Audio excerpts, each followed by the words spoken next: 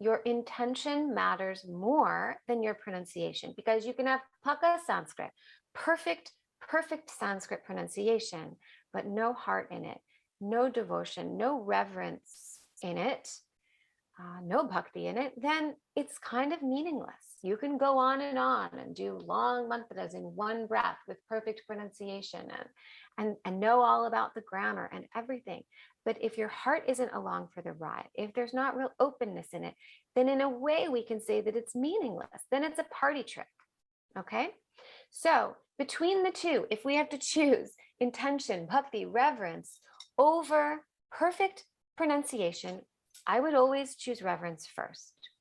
Now, having said that, true, mature reverence, mature bhakti will always lead to improvement in pronunciation. It may not be perfect because not everyone has that capacity. There's, what's involved with the mouth to produce certain sounds, and based on someone's own heritage and linguistic background, they may or may not be able to produce those sounds. There's what's available to one's ear. Different people have different capacities in terms of hearing the difference in different sounds. Like with music, people have different skills and capacities and potential with music, but it can be cultivated with practice, okay, with refining one's ability to listen and use the mouth. So where there's reverence, the pronunciation will be improving in the way that if you care for me, you love me, or you have an interest in me, or reverence or respect for me, you would learn to pronounce my name properly. You wouldn't say, oh, well, I'm just interested in caring about you and loving you. I'm not really interested in pronouncing your name properly. Well, that doesn't make any sense. If you love someone, you love something, you care for something, you have an interest or a reverence or respect, you will at least make an effort to improve your ability to say their name properly. Okay, and so the same goes with Sanskrit. If you have reverence and love and bhakti for a divine form, Saraswati, then you would learn to say, to the best of your ability, Saraswati instead of Saraswati.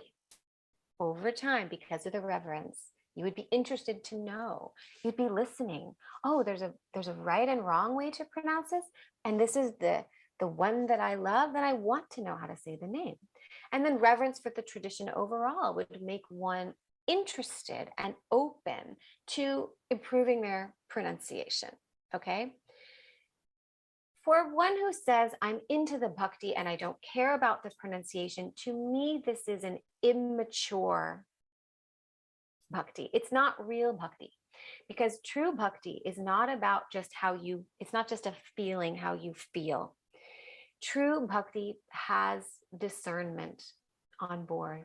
It is full on. It is your heart and your mind. It is your love and your intelligence, like a loving relationship. It's not just about how you feel. That's in the beginning.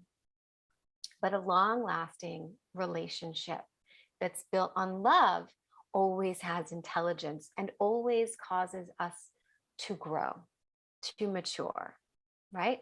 And if we don't let the love mature us by bringing discernment on board, we stay in a very immature place that's more the level of infatuation and more superficial. So in time, true bhakti grows in a way that it has intelligence with it and discernment in it, and we refine. We polish ourselves. That love polishes us. And that includes, if we're talking about this tradition, that includes Sanskrit pronunciation. Now,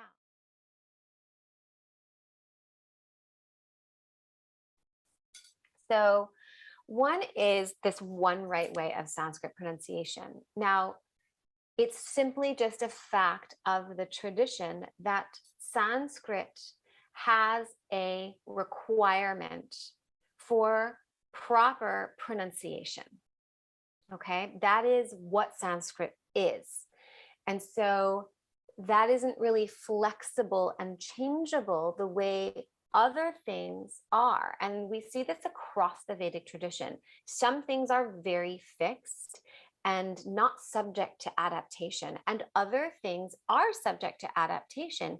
And whether something is or isn't subject to adaptation has to do with the purpose of the thing itself. So let's take asana, for example. Asana practice has always been subject to adaptation, depending on the circumstance, the individual, and many other factors. That isn't a new thing. This is built into the tradition. The practices of, say, asana have always been subject to adaptation. However, the purpose of asana, if we're taking it as yogasana, the purpose is not subject to adaptation. We don't get to redefine the meaning and purpose of yoga. That's not flexible, although yoga has many meanings. So you're going to hear me, talking over myself here.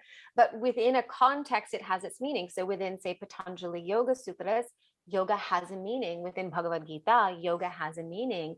Within Jyotisha or Vedic astrology, yoga, that word has a very specific meaning, and it isn't subject to adaptation within its own context. Asana, subject to adaptation. Ayurveda has a ton of adaptation, adaptability, changeability, and flexibility within it. How we would treat one Vata person would be different than how we would treat another Vata person, even with the same health issue, because we're looking at what are they capable of doing, what is their lifestyle, their circumstances, their resources, their psychological circumstances, inner circumstances, and so on.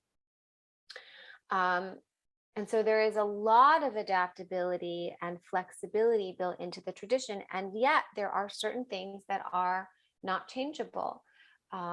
For example, what the vows of a Swami mean. That isn't subject to adaptation. What the vows of a renunciate are, what they mean. What the interpretation of certain sutras or shlokas mean. That's not subject to adaptation. Whether one should or shouldn't do, say, the certain mantras because of the process of initiation and adhikari, that's not subject to adaptation. So it really does depend on what we're looking at, what its purpose is, what its function is within the tradition, whether it's adaptable or not. So Sanskrit is sacred meaning and sacred sound, and they go together. The meaning is inbuilt into the sound. And so because of that, it is not subject to adaptation. You change the sound, you change the meaning and the effect.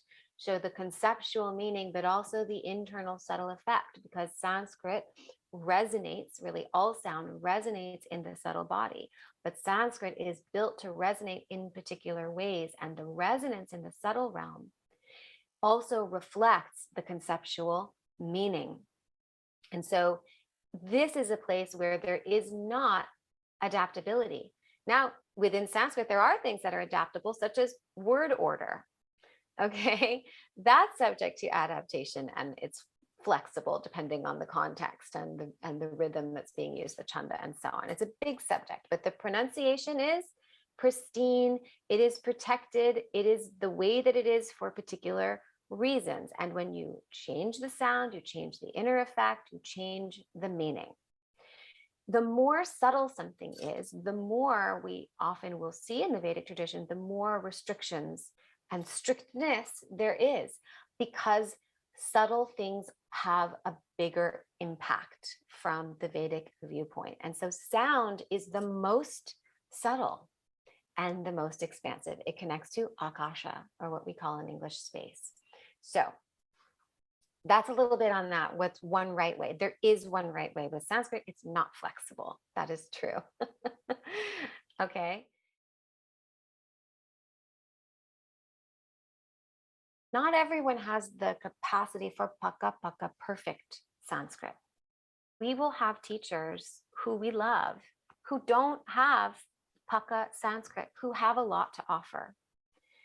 And that's okay. I have one of my dearest friends and mentors who knows a lot of Sanskrit and has studied it more deeply than I have, but her pronunciation isn't as good as mine because it just she just doesn't have the particular karma that I have, having a family with a musical background and a particular ear and a particular um, ability with languages. And my Sanskrit isn't perfect compared to someone else. So there's a spectrum. And many people that I know who were raised within the tradition will still say, yeah, my Sanskrit's not very good.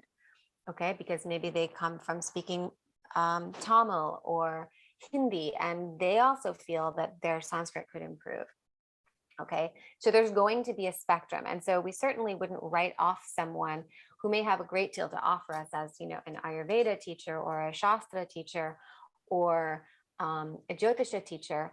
However, a high level teacher of these things should at least have pretty good Sanskrit. It may not be the highest, most perfect pronunciation, but certainly they will have a value for Sanskrit. They will have a love for Sanskrit. They will have put time into discerning to the best of their ability pronunciation. Okay. And if they don't, then they're missing some polishing, some refinement, and some maturity, which means that that's going to impact the other things that they're teaching in some way. Okay. So perfect is not what we're looking for necessarily. Okay. Unless they are a Sanskrit teacher and claim to be so. Okay. Like I'm talking advanced level Sanskrit, like that's what they do.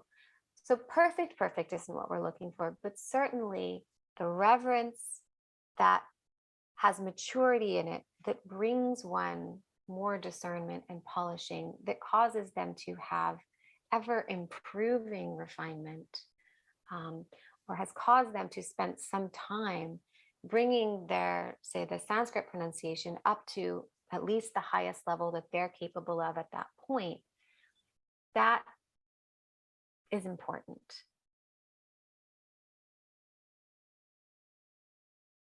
Here we circle back to having compassion and care. We choose when to speak up about something. Certainly, if someone we see is having a big impact on a lot of other people, okay, it's not just about their personal practice. They're having an impact on others and maybe sharing wrong pronunciation, and then those people go on to share it. Let's say someone who's teaching teachers. If you feel that you have some kind of connection to that person where there's an open door, then you ask, I'm noticing something about the Sanskrit pronunciation. Are you open to hearing what I have to share about it? So you offer and you let them say yes, give them the opportunity to say yes, to give permission. If they don't give permission, then it means they wouldn't have heard what you said if you didn't ask permission. So that's good to know, right? To preserve the relationship. And anyway, why waste your breath if someone's not really open? If the answer is yes, then you kindly and lovingly and compassionately say, this is, how I learned it, and maybe it's something we can look into. And here's, a resource or someone that you might find really interesting. I learned a lot. You can acknowledge that you're still learning as well, and that you just notice it because you love Sanskrit so much and you love language and you find it really fun and interesting. And so here's a resource, or here's what I've discovered, or here's what I've learned.